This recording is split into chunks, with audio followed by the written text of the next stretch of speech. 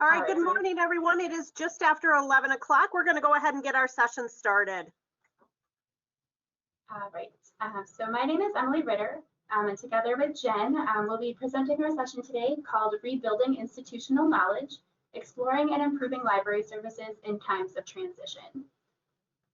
So first, we'll start off by introducing ourselves. As I said, my name is Emily Ritter. I am a Library Service Associate in the Circulation Department at the Brown County Library. I have been at Brown County Library for about 4 years. And in addition to working with the outreach collections that we'll talk about in this presentation, some of my other roles in the department include working with library volunteers.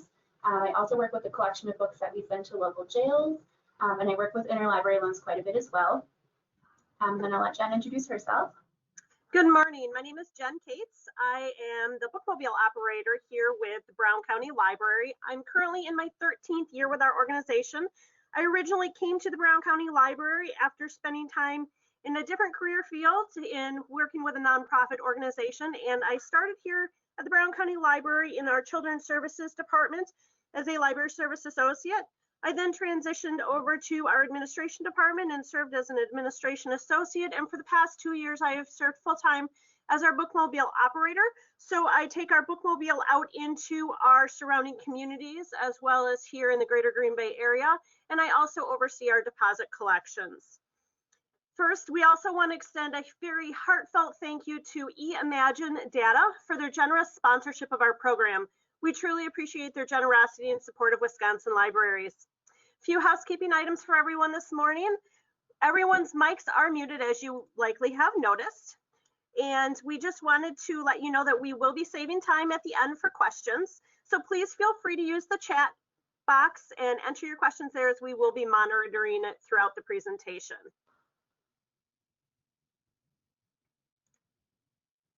All right, so to start off, the first thing we'll do is go over some brief objectives for our presentation so that you know what to expect from us over the next 45 minutes or so. So the first objective that we have is to identify some of the organizational changes that were happening at Brown County Library that led us to a critical evaluation of our bookmobile services, deposit collections, and nursing home collection. So in the title of our presentation, we sort of reference those time of transitions. So we'll give you a little bit of background to understand what we're talking about there.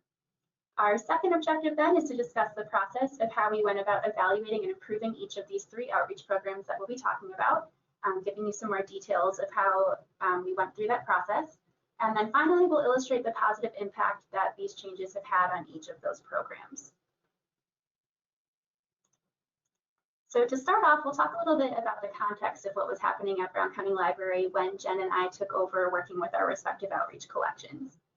So over the past 3 or 4 years, we've gone through a couple of big changes here. The first being that we transitioned to a new executive director in 2017. And like any organization that undergoes a change in leadership, with that change sort of brought a kind of new approach to looking at our services and what we were offering to our community and how we were approaching those services. So throughout our organization, we were experiencing that transition. Another big change that took place within our central library, where both Jen and I work, was that we changed the way the departments within that building were configured twice within a span of 4 years. In 2016, under our previous director, we had gone from a model where we had a larger number of smaller departments with a more specific focus and merged some of those departments together to make kind of one bigger centralized department. After working in that model for a couple of years and having some other changes and having our new director come in, we sort of reevaluated that model and really were able to see that it wasn't working the way that we had thought it would, and that there was probably a more sustainable way to set up our departments going forward. So in 2019, we actually split up that centralized department and went back to a model where we had a larger number of more specific departments that was similar to what we had before, but a little bit different. So with that, we had a lot of shuffling of supervisors of departments, of staff within departments, and the roles that each staff member was responsible for within each department. So that led to a lot of job duties changing hands and a lot of new perspectives working with those respective roles. And then the third big change that we experienced was staff turnover. And while some of this was certainly people leaving the organization and new faces coming in, we had a couple of people in management positions who retired, and then their positions ended up being filled internally. So that kind of created a domino effect of vacancies throughout the organization. So sometimes one person would retire and then they would be replaced by an internal candidate, and then that vacancy was filled by an internal candidate, which led to kind of a cascading effect down the org chart. So with all of those people moving around the organization, that also led us to a place where we had people working with new collections and in new departments, and bringing a lot of new ideas to the table. So with all of that going on, some people's reaction is, there's a lot happening right now, we should make sure we don't change anything else. But Jen and I kind of came to the opposite conclusion and decided that this was actually a good time for us to invest some time and energy into doing a really thorough evaluation of our collections to see what other changes needed to be made so that we could make some really sustainable and thoughtful changes. One of the reasons we came to that conclusion is that change is really natural during transitions, because what works for one person doesn't always work for someone else. So with some of these changes we talked about, with having a new director, with having the departments being switched around, with having Jen and I come in as new coordinators for these collections, staying the same wasn't an option. So if we knew we had to make changes, we wanted to make them good changes. Another reason, as we mentioned in the previous slide, is that with so many staff members changing roles, a lot of people and a lot of processes and collections were being looked at with fresh eyes for the first time in years, or sometimes even decades. And those fresh eyes were contributing a lot of really good new ideas and perspectives, and we wanted to be able to capitalize on those. And finally, since we knew there were going to be changes to these collections, change is confusing for library users, but we felt that it would be a lot less confusing if we made a big change all at once that people could adapt to, rather than kind of dragging out the change and having the service be a little bit different every time someone interacted with it. So we felt that really kind of evaluating to see all the changes that needed to be made and making them at once and being able to communicate them as a package and then allow people to adapt would be a lot easier for our library users to adjust to. So with that said, now we'll give you an overview of some of the details of these three collections that we'll be talking about and where we started with each of them. So I will turn it over to Jen, and she will give you an overview of the bookmobile and the deposit collections. So when I took over the bookmobile, I am, again, the staff member that takes care of that collection. And as far as how we deliver those items, they do go out to various bookmobile stops throughout our county service area. So we have community stops as well as special events that we service throughout the year. The collection size at the time was approximately 5,500 items, and those items were stored both on the bookmobile as well as 2 overflow storage areas located here at our central library. The organization was that all of the items in the collection were shelved alphabetically by item type, and there were a few exceptions to that in the sense that our adult nonfiction and our children's nonfiction were actually interfiled together, so they weren't separated by age range, but again, they were still alphabetically or Dewey type as far as being shelved. In terms of documentation, there really wasn't a lot of documentation in writing in terms of contacts for each location or just specific notes about the intricacies of going out to those different sites. The individual who had overseen the collection prior to myself had actually served in that role for a number of years and did a phenomenal job, but just knew all the ins and outs, and it was just kind of second nature to him. So there wasn't a lot of documentation for that particular collection. The deposit collection I also oversee, and that is delivered by myself to area community buildings such as senior centers and adult apartment complexes in our surrounding communities, and that is taken out to their locations every month. The collection size was about 6,000 items of various print types as well as media, including DVDs, and those were all stored here in our central library on the 3rd floor. As far as how they were organized, items were separated by the paperbacks had their own area, hardcovers had their own area, and they were all shelved alphabetically. There was also a section for nonfiction items as well as some holiday items. But again, in terms of documentation, there really wasn't a lot of documentation in writing. So we knew which locations we were going to, but in terms of very specific points of contact at each of those locations and exactly what type of materials went to each of those locations, that wasn't documented for a newer staff person taking over that collection.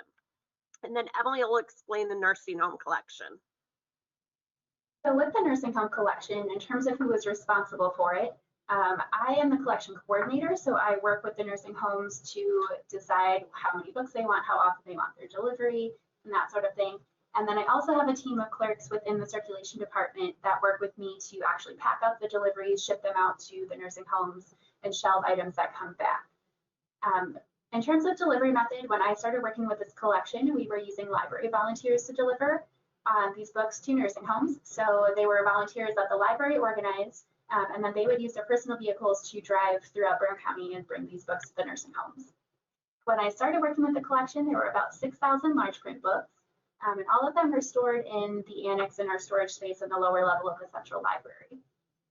In terms of organization, they were separated by genre, with the main genres being fiction, nonfiction, mystery, romance, westerns, and holiday books. And then within each genre, the items were shelved either alphabetically by author's last name for fiction titles or by call number for nonfiction items. In terms of documentation, kind of following the theme that Jenn had discussed, there wasn't a lot of formal written down documentation. The person who had been doing this prior to me had been doing it for at least a decade. So again, they kind of had all those processes in their head. We do check out items for these collections as ephemeral checkouts. So every nursing home has a library card account in the system. So I did have a card account for everyone who was actively receiving deliveries, but they didn't always have any contact information associated with them, or sometimes the contact information was out of date. And then I had a couple handwritten documents to go off of as well. So with that overview of the collections that we're working with here, just kind of coincidentally, Jenn and I both happened to transition into new roles coordinating these collections at the beginning of 2019. And as we both started to dig in and kind of explore the collections and see what was there, it became apparent to us that it was probably time for us to do an update to see if these services still matched what our users needed and what we had the capacity to offer. And as we started discussing it with each other, we started to realize there were some general themes emerging, and then decided to kind of work together more collaboratively to make changes rather than just siloing our own collections. So with that said, I will turn it over to Jenn, and she will discuss some of the challenges that she encountered when she started working with the bookmobile and deposit collections. So in terms of the bookmobile, some things to keep in mind is that we are very fortunate here in Brown County that we have had a bookmobile in operation for our county for over 70 years. And the previous operator prior to me taking over in the role had served in that position for over 40 years. So the longevity of having a bookmobile in our communities has been amazing, and we're so fortunate to have been able to continue it nonstop for so many years. But with that being said, our current vehicle is over 25 years old, and it has already exceeded the life expectancy of that type of a vehicle. Our bookmobile is a traditional bus bookmobile. So again, we're very fortunate that we are able to still continue putting it out into the communities and on the road. And it is definitely going above and beyond the life that we would hope that it would. With that being said, though, we wanted to make sure that we could definitely extend that life as much as possible. So some other challenges that we ran into too were just how the organization and presentation of the collection was on the bookmobile. It wasn't really organized in the way that we have items organized at our physical locations. The former staff member had a great system and flow that worked for him, but it wasn't necessarily very user-friendly in terms of those patrons who go to multiple locations, who say go to our Wrightstown branch and then also come to the bookmobile. Because when you go into any of our locations, really most items are going to be housed very similarly. The intricacies of each building is a little different than the next, but you know, you're going to be able to find all your adult items in one part of the library. You're going to be able to find all of your children's items in another part of the library, but that wasn't necessarily the case on the bookmobile. The most primary example of that is, again, our nonfiction items, both children's and adult, were actually interfiled together. So if I was going to direct a child to the children's area on the bookmobile, I actually had to point out multiple areas of the bookmobile for them to go to really find all the children's items. Also, collection size was another challenge with the bookmobile. Bookmobiles, we have a limited amount of space and we're incredibly creative on how we store those items. But that being said, all of the items that were in the collection at the time did not actually fit onto the bookmobile. As I had mentioned previously, some of the items were also stored into overflow areas. So it was more items than we really had room for on the bookmobile. So it was a little too big.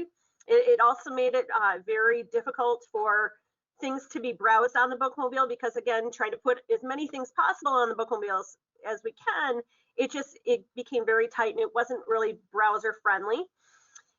Also, the consistent weeding of the collection had not really been taking place on a regular basis. It was done, but again, we didn't have the documentation to be able to know how often had it been done and was there a set rotation schedule to do the weeding and rotation of the items. So many of the items in the collection, as we were going through it, we found were actually either outdated or were showing some exceedingly wear compared to what we would want to have out for our customers, or they were no longer in the collection. Challenges that we ran into with the deposit collection. The delivery method wasn't very efficient and it was physically exhausting no matter who was delivering the items to the sites. The way that we used to deliver the items when I took it over is all the items were placed into canvas bags. We rented a vehicle that was not ours. We had to rent somewhere else in the community. And then we also used a book truck, very much like what we use in our library buildings. It didn't collapse. Like I said, it's a book truck, it's multi-level. It had to be loaded on and off the vehicle at every single stop. So it wasn't the most efficient. And by the end of the day of going to 2 different stops, loading, unloading, loading, unloading, and coming back and then unloading again, it was very draining on my predecessor as well as myself. The collection was too large and outdated. Paperbacks and hardcovers were shelved separately, so we found that we actually had multiple copies of the same title, which is great if it's a circulating collection where people can specifically request titles and place holds, but that's not really the case with our deposit collection. Also, the age, condition, and relevancy of the collection was a little bit lacking. Some of our items were a bit older. They weren't the greatest condition. It's still readable, but just something we needed to consider. Again, lack of documentation surrounding the collection. We knew where to go. We knew where the office was, but in terms of having a true documented contact and phone number and specifically what items they're looking to have brought to their location and how many items, that wasn't really documented. And then also the communication channels between the nursing home coordinator and myself were a bit of a challenge. They weren't really very clearly defined. Large print items are actually, at that time, were part of our nursing home collection, but yet I had those same items going out in my deposit collection. So it was a bit confusing between the two of us. And prior to us being in these roles, things were done that weren't necessarily communicated to us. For example, how items were checked out or accounted for in terms of circulation. As far as nursing home, I'll let Emily talk through those challenges that she encountered. When I was starting my work with the nursing home collection, there were really 4 big challenges that I encountered. The first one was that relying on volunteers to deliver these books created various problems for me as a nursing home coordinator and kind of the library in general. With volunteers, there were kind of its own subset of challenges. One being that it was really difficult to recruit and retain volunteers for this role because we were not only asking them to use their time to deliver the books, but also to use their personal vehicles and their gas money that we weren't able to reimburse them for. So it was a big ask for people and not a lot of people were willing to do it. Also with volunteers, they're not officially beholden to anyone. So there were times where we would have volunteers quit on really short notice or they wouldn't show up for a delivery.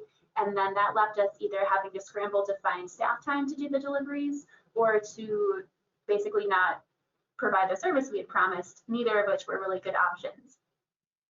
Another big challenge that came with the use of volunteers was that we had to rely on their availability to make our delivery schedules. So for example, we had some volunteers that did deliveries on the 3rd Thursday of every month. We had others that did it on the first of every month. We had others that did it every 6 weeks. And that resulted in a really uneven workload for us because some weeks we would have 1 or 2 deliveries that needed to go out, and other weeks we would have 7 or 8.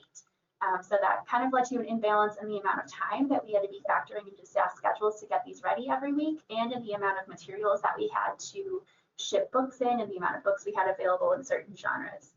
And then finally, it was a lot of work to maintain records for volunteers. And at the time that I took over, we didn't have any clearly documented verification, for example, of whether or not all of the volunteers had an up-to-date driver's license. So that presented a little bit of a liability issue for us as well. Similar to what Jen had said with the bookmobile and deposit collections, there was not a lot of documentation in place for this collection when I took over. As I mentioned, I had those library card accounts that sometimes had contact information and sometimes didn't. And then the other documentation I had was a printed out delivery schedule that listed how many books each facility wanted with each delivery. However, it was printed in 2016 and I took over the collection in 2019. So when I got there, there was 3 years worth of handwritten notes on that schedule, which if you had been working on it continuously for 3 years, you would understand what they meant. But as someone who was coming in without any context, it was hard to know, which revision was most recent or what took precedence over something else. Again, very similarly to the bookmobile and the deposit collections, the nursing home collection was very large and it was in extremely poor condition when I started working with it. There were times where we would have maybe 5 or 6 copies of the same title in this collection. And because it's not a circulating collection, it doesn't have a designated selector or someone who's responsible for weeding and maintaining it consistently. And so there were a lot of items in this collection that were also in extremely poor condition. And as I said before, we had about 6,000 books in the collection total, but at any given time, only about 1,000 of those books were in use. So we ended up having a lot of books just kind of sitting on the shelves in the annex. And finally, the last big challenge was that this collection, frankly, was just taking up too much staff time. In the last 20 years, the amount of staff we have at our central library has decreased pretty significantly. At one point in the early 2000s, there was a 20-hour-a-week clerk position dedicated exclusively to working with this nursing home collection. And at this point, in 2019, we have a team of 10 20-hour-a-week clerks for the entire central library. So that team of 10 clerks is responsible for helping us cover the circulation desk, shelving all of our circulating collections, completing pick lists and checking in deliveries, and other tasks like the nursing home collection. So with that lean of a team, we really needed to be making sure that they're spending time on things that are their top priority. And this collection was taking up about 5 to 10 hours a week between getting all the deliveries ready and shelving items that were coming back. And that was just too much time. So we really needed to find a way to make this collection feasible for us with the staffing levels that we had at this point.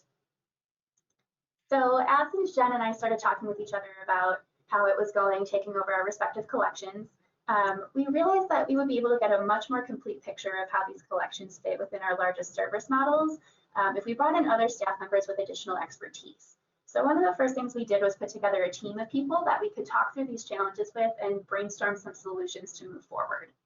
On this slide here, you can see who was all part of that team.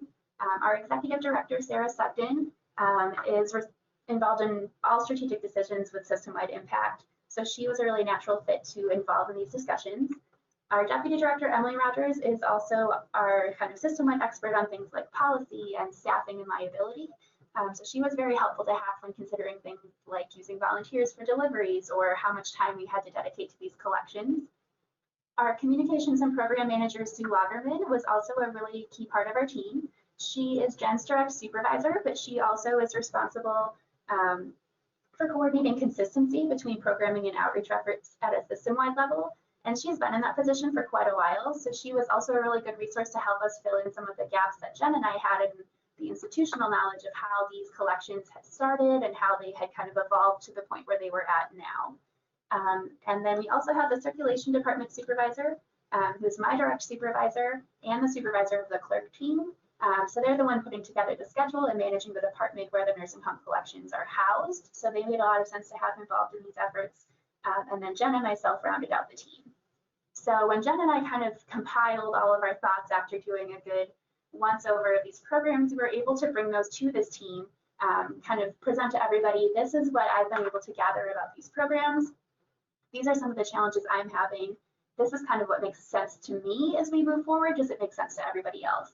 And we were able to kind of gather that input from our team and then go out, implement some of those changes, and then come back to the table a couple months later and say, these are the changes we've made, either they're working or they're not working. And then this is the next challenge I've encountered. What do we think about that? So we were able to use this team to kind of repeat that process throughout the year to make sure that as we were making these changes, we were approaching them from kind of all the perspectives that we needed to and bringing in as much knowledge as we could to make the best and most informed decisions. So with that said, then we'll give you guys an overview of some of the changes we ended up making to these collections, and I'll have Jen start with that with the bookmobile and deposit collections. One of the first things that we did with the bookmobile was that we did extensively weed the collection. We took a look at what items were no longer in the catalog, what items were damaged, or what was out of date.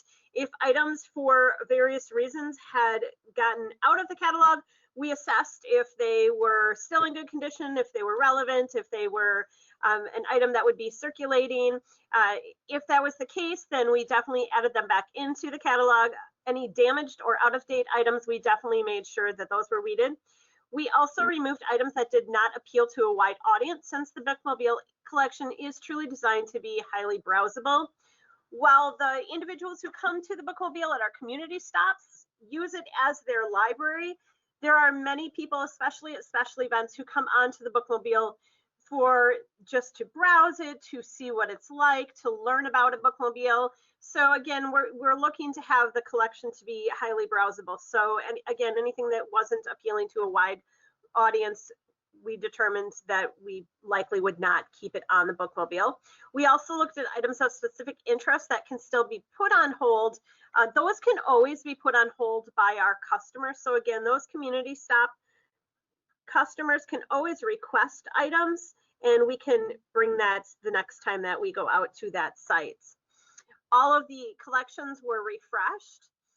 We needed to make sure that the adult fiction and nonfiction collections were up to date, that we had relevant materials going out, especially for those community stops, but also just for the browsability of them. We took a look at rotating items from other larger locations. We also refreshed items such as cookbooks to include topics of current interest. And we added designated sections for new books, so that just like when you go into our building libraries, you can see what the new books are. Well, when people come onto the bookmobile, I also want them to be able to see the new books. So we made sure to have a section just for new books. And I also added quite a few more face out items, again, because we wanted to have that browser appeal and tickler items for customers to see when they come on. Also, the entire bookmobile was cleaned and reorganized to reflect the organization of our physical locations. Again, we want people to be able to have that ease when they go to a building library and then they go to another building library and then they come to the bookmobile. We want them to be able to find things relatively in very similar manners. So we want it to be very mirror-like and reflective of our physical locations.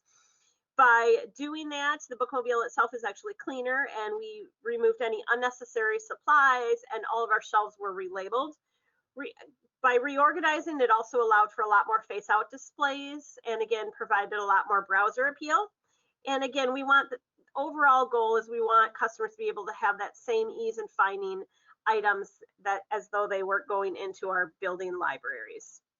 In terms of changes made to the deposit collection, the composition of materials now includes large print items. So previously, again, those items had been coming from Emily's nursing home collection, but now I actually am able to retain large print items within the deposit collection itself.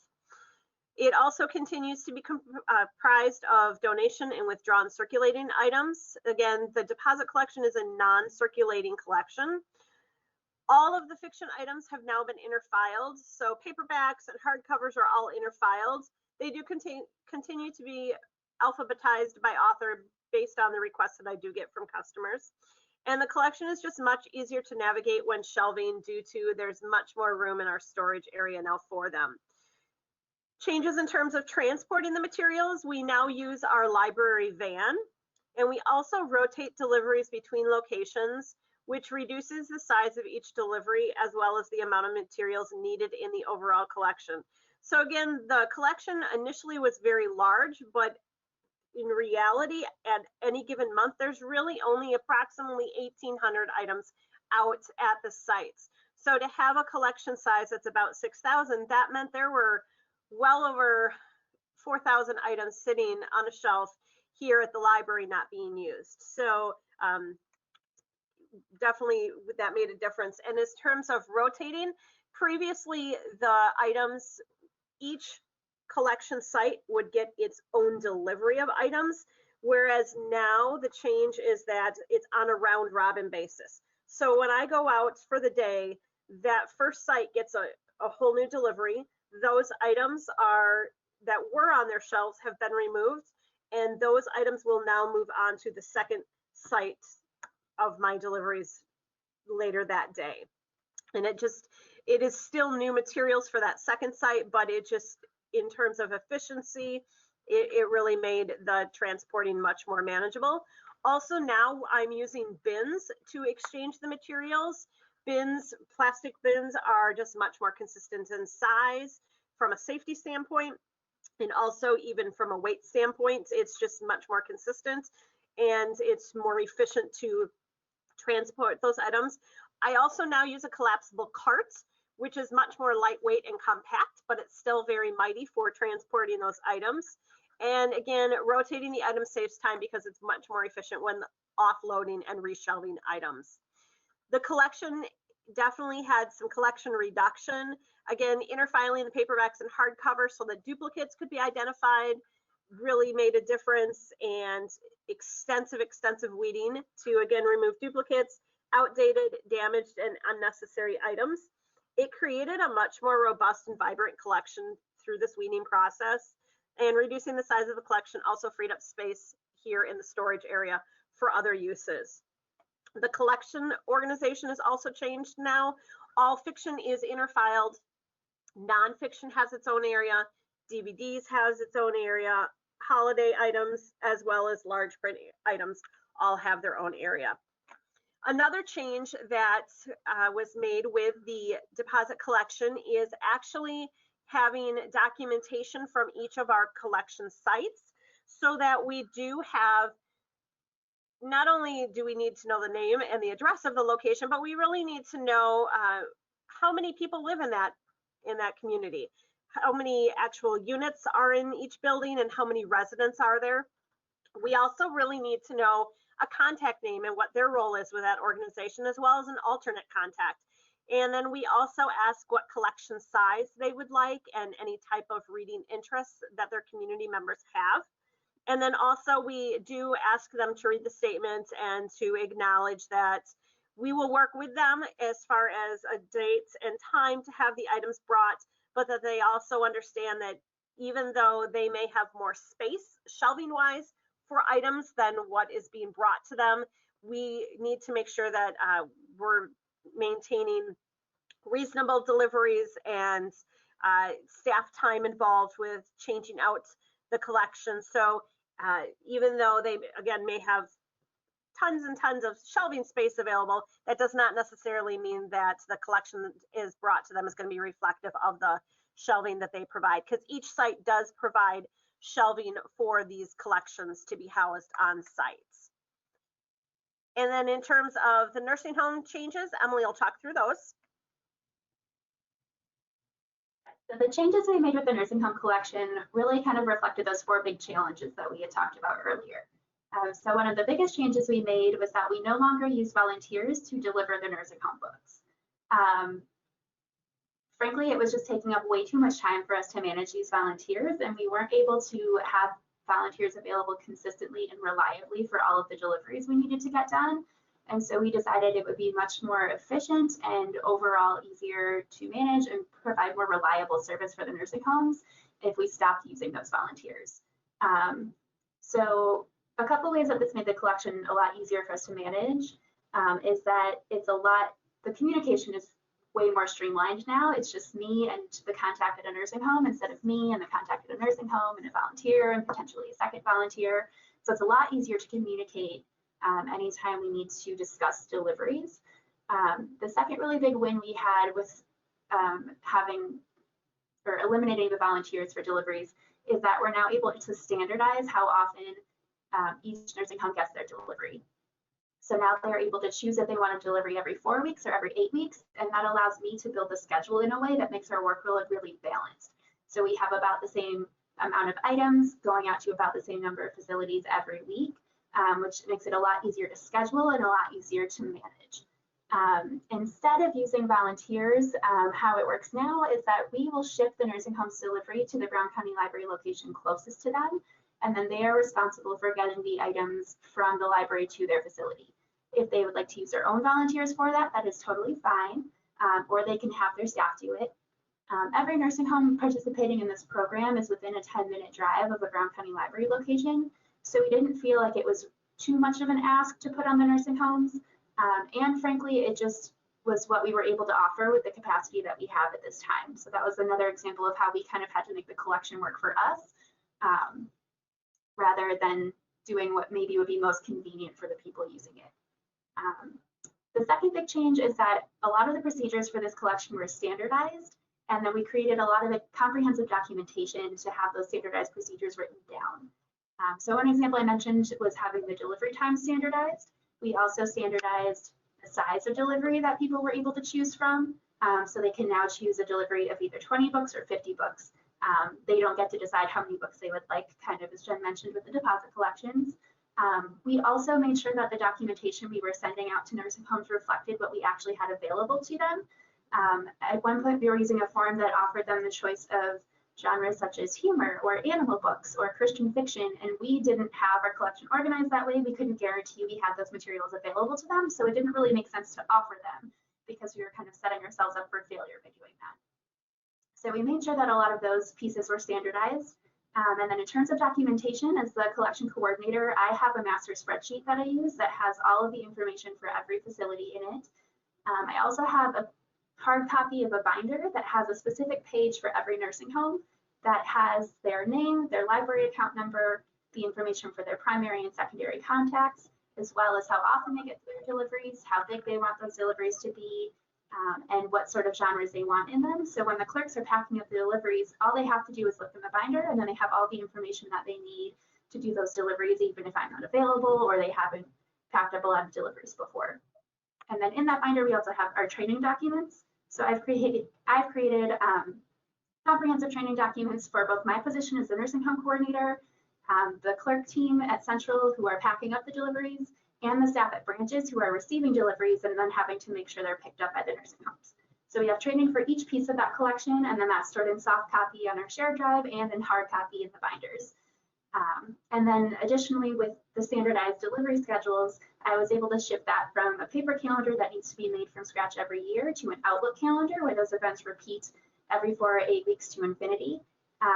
So that way I don't have to sit down and make a new calendar every year. It just populates for me, which saves me a lot of time. Along with that, similar to the other two collections, we did a big lead of the nursing home collection. Really, I just went through the entire collection once to get rid of things that were damaged, and then went through a second time to get rid of things that were duplicates, and that pretty much got us down to a manageable size. So with that, our collection is a lot more relevant.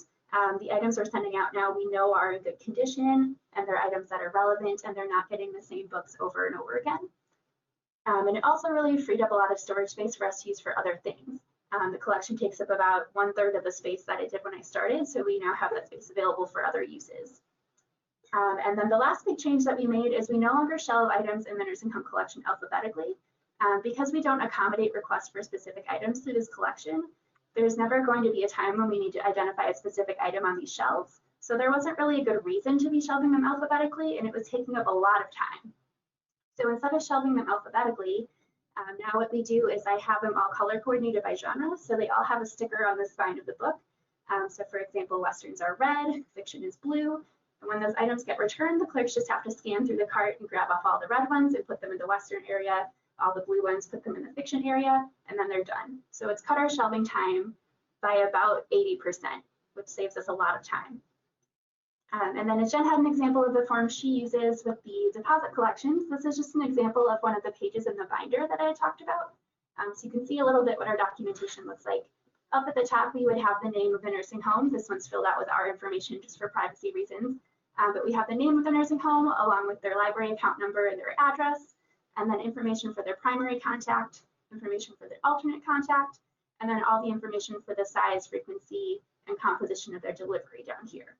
So that is just kind of really concise way to have all of that information in one place for anyone who's working with the collections. So with that being said, we'll kind of revisit an updated version of our chart from the beginning of the presentation to go over where we are now with each of these collections. So in terms of the bookmobile, we now have the collection size down to about 4,000 items, with all items now being stored on the bookmobile. As far as the organization, they are now, again, much more reflective of our physical library locations. And documentation, it will continue to be an ongoing process, but it is definitely much more comprehensive records of contact information, working on training documents and delivery requirements to each of our community stops, as well as our special event stops throughout the year. The deposit collection, again, is also now down to about 4,000 items, and they are all still continue to be stored here in our deposit collection storage area here at the Central Library. They're now separated by paperback and hardcovers again. So really they're separated by fiction, nonfiction, large prints, and DVDs and holiday. But the organization is just much more easy. It's much more manageable, and it's easier to sort through and find items should I have specific requests from our patrons. And documentation, again, continues to be an ongoing process, but the records that we have now are much more comprehensive, again, of the contact information, continuing to work on training documents and delivery requirements for each of our deposit collection sites. And then Emily will go through nursing homes. Yes, so for the nursing homes, now with the delivery method that we're using, we ship them to the Brown County Library location closest to them, and then they are expected to pick them up and return the items. The collection size now is about 2,500 large print books, which is a significant reduction from what we started with. The items are still stored in the library annex, but they are separated by genre and then shelved randomly within those genres to save us time. And in terms of documentation, we now have comprehensive records of contact information for every nursing home, training documents for every level of working with the collection on our end, and of the delivery requirements for each facility. And then I just set myself a calendar reminder once every 3 or 4 months that says update nursing home records. And at that point, I'll go through and cross-reference what's in my binder with what's in my spreadsheet, with what's in the library card accounts to make sure all those things are updated regularly so that everything is up to date. So with all of that said, we'll go over a couple of the positive outcomes that we've had with these collections, and I'll let Jen take over for that.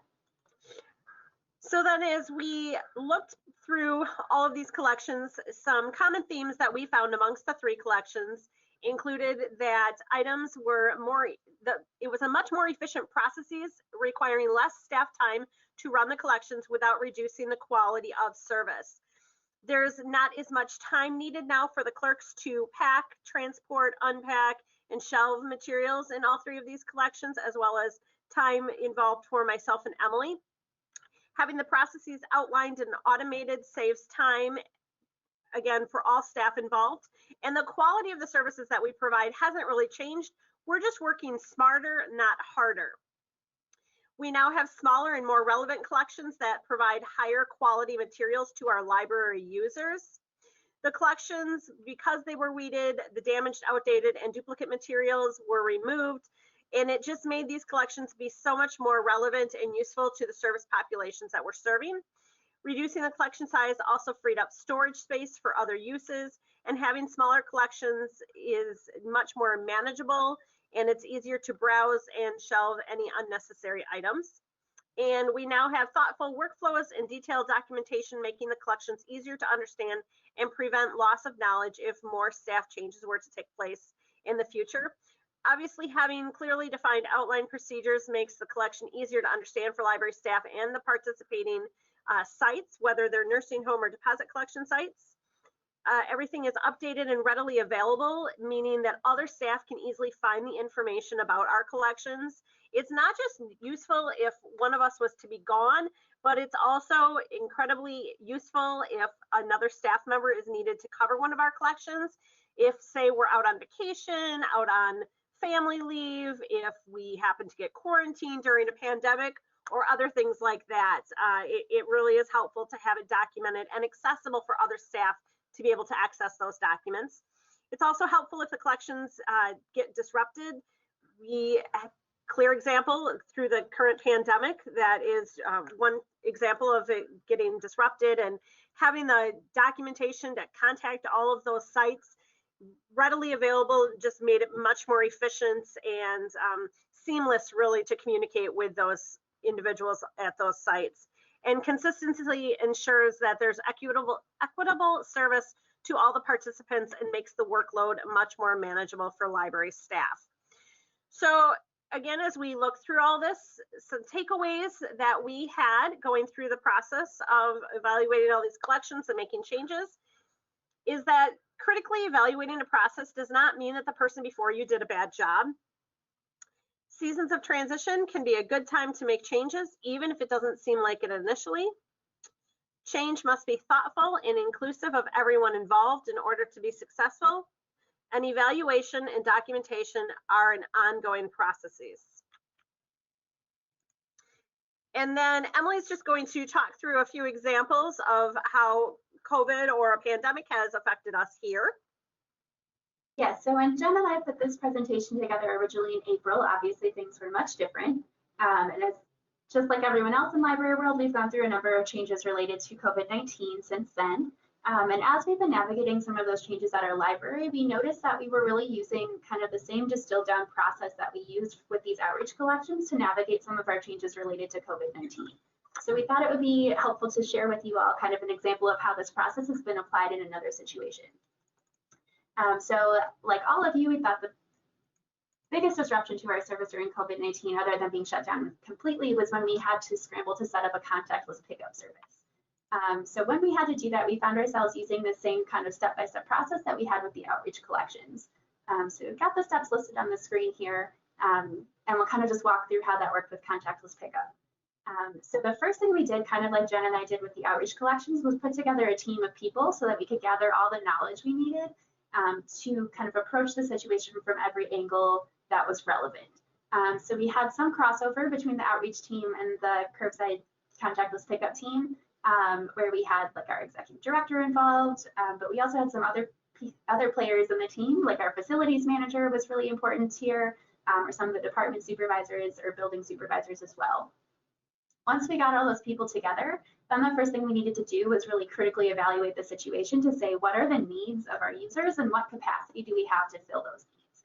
So with contactless pickup, the big need was that our library had been completely closed for almost 2 months, and so our users hadn't had any access to our physical items, our collections, or our buildings during that time. So there were a lot of people who really needed to get those resources back in their hands, but we had a lot of limitations just because of the pandemic, needing to make sure that we were doing it safely.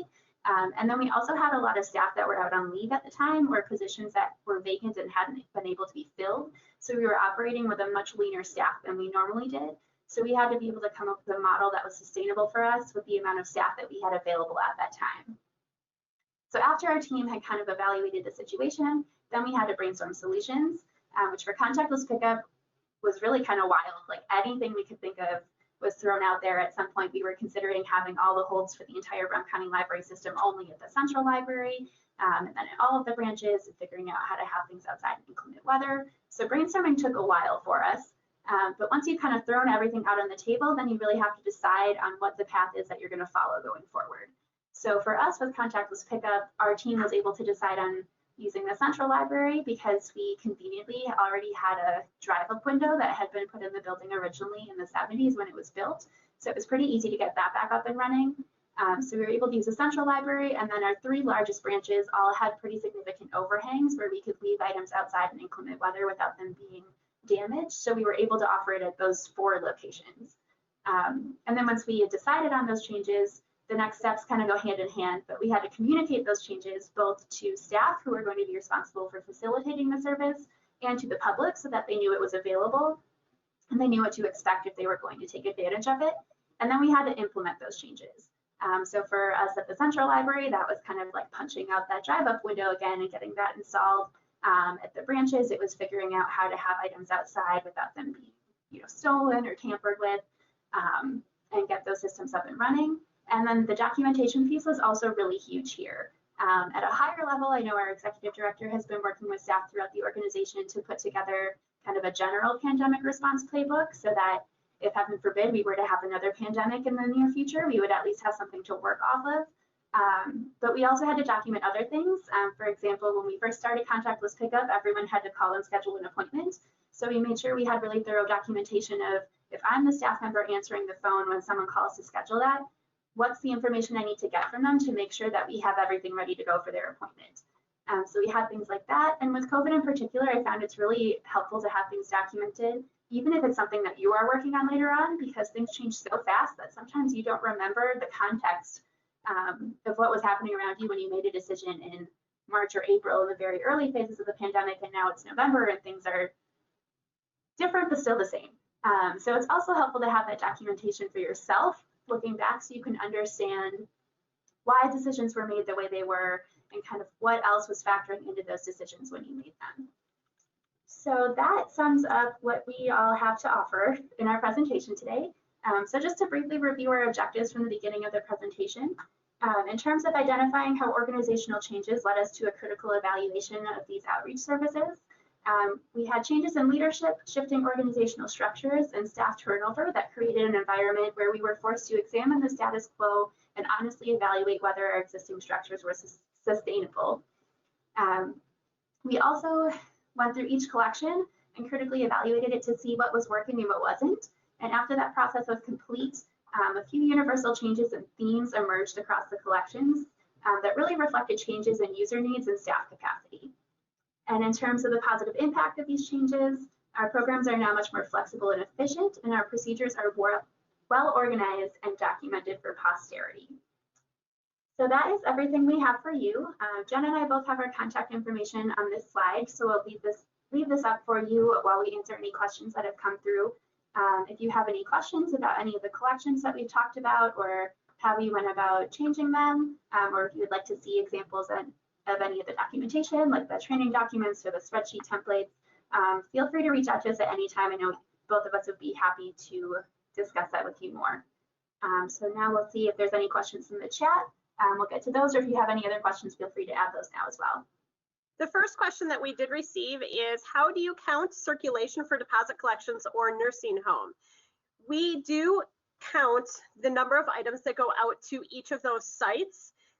Emily takes care of accounting for her nursing home collection circulation, and I also account for the deposit collection circulation. So what we do each month is we know exactly how many items go to each of our sites, and we do an ephemeral checkout, so like a generic checkout for each of those items. So they are actually factored into our circulation stats here with the Brown County Library, because again, those items are out, they're being utilized by the customers at the specific buildings that each of the items go to. And then for the deposit collection specifically, in addition, I also do have a logbook at each of those deposit sites to have the residents. It is an honor system, but we do ask that the residents write down the items that they're borrowing, just so that we have an even better handle on exactly how many items are being actually borrowed on a regular basis at each of those sites. So definitely we do take into account the circulation of both the deposit collection and nursing home collections in terms of circulation statistics. And that was actually the only question that I did see in the chat box, Emily, unless you caught any others. No, I think that's the only one I see in there as well. This is Sherry. Sometimes we can't see what's in the general chat, so I'm wondering if the WLA office that can see the general chat has any questions for Emily and Jen. And actually, I do see another question that came through is, will our presentation slides be shared? Absolutely. After the presentation, we'll make sure that those slides are shared out with everyone. And again, as Emily mentioned, please feel free to give us a call or email us any questions that you may have, or down the road, if you want to reach out as you're looking at these type of collections for your library, we're more than happy to help. The only question that I see in the general chat, I think you've already covered. It was How do you count circulation for deposit collections, for nursing home collections, or maybe you don't? But I think you covered that. But if you want to add more, please do.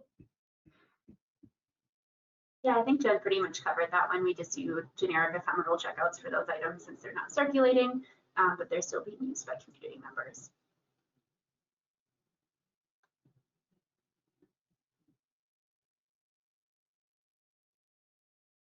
Well, again, Emily and I, we really truly thank you for joining us this morning and enjoying the presentation. We hope it was informational and helpful to you. And again, feel free to reach out to us afterwards.